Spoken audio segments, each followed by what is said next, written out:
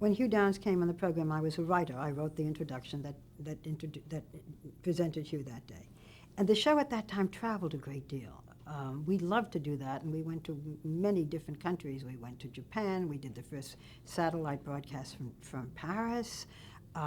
We went to Spain, to Germany. It always seemed to be raining, and I used to tease Hugh because he'd get on the air when it was coming down in torrents and say, "There's a fine veil of mist today." And there were many different women who were on the Today Show. I was not one of them. I was doing my reporting and I was writing. And then in the convention that nominated Lyndon Johnson, there had been a woman on the program named Maureen O'Sullivan, who is maybe better known today as the mother of Mia Farrow. And one of the things that I've learned that broadcasters still have not learned is that someone can give a very good interview and not necessarily be able to go the other way. You know, I see it again and again on programs. "Oh, I saw so-and-so. She was wonderful when so-and-so interviewed her or him. Therefore, he or she would make a great host." It doesn't happen that way. So they hired Maureen O'Sullivan at a very large amount of money, and she just was not cutting it on the program. And when it came time for the convention nominated Lyndon Johnson, which was in Atlantic City, the ABC News executives felt that they had to let her go because she just couldn't cope with the kind of news questions.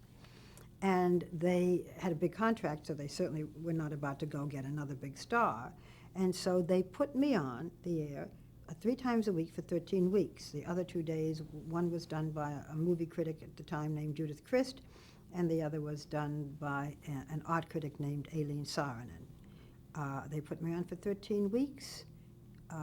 It's not that I competed against them, but little by little they were no longer working on this program.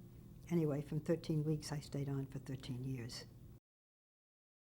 Yeah, I was no longer called the Today Girl. I said, look, anything, just not the Today Girl.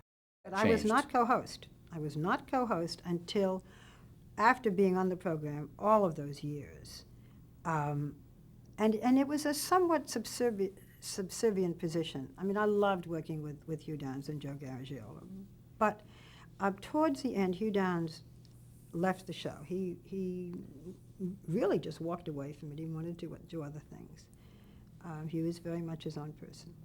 And they hired on the Today Show a man named Frank McGee, who had been on the Evening News. Again, I'm on the Evening News, very important. Now I'm going to do the Today Show.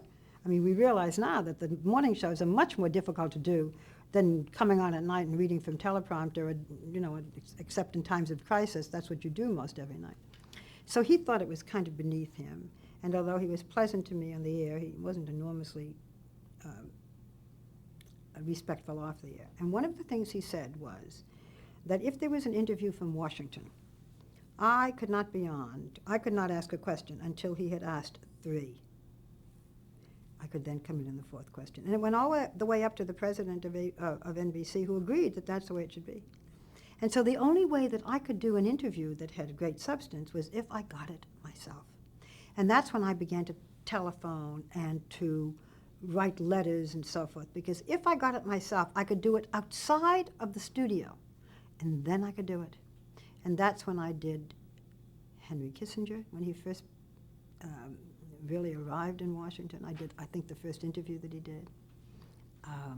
There was a man named Dean Rusk, who had been our Secretary of State during the whole Vietnam War under Lyndon Johnson, and he watched the Today Show, was a big fan of mine. He wrote me a letter once saying, I can remember it to this day, if any NBC presidents give you a hard time, show them this letter and others like it and tell them to leave you alone. I have it on my wall at home, that's why I remember it. I did the first interview with him, and I remember he was no longer in office. It was a few days after he was out of office. Everybody wanted this interview. We did it in a hotel room in Washington. And after that, we had to go downstairs and hail a cab for him, a taxi. This man who had had limousines and bodyguards, and I thought, boy, you know, when the power is over, the power is over. But anyway, this continued with Frank McGee playing this kind of a role. And Frank McGee, unknown to until the very end, had cancer and worked until almost a week before he died. And then NBC sent out a release saying, we're looking for a new host for the Today Show. And we said, co-host. because it had been in my last contract that if Frank McGee ever left, and we never thought he would be a young man, that I would be co-host. And that is how 2 years before I left the Today Show in 1974, I became the first co-host. And as I've said, ever since then, the women on the morning shows have been co-hosts.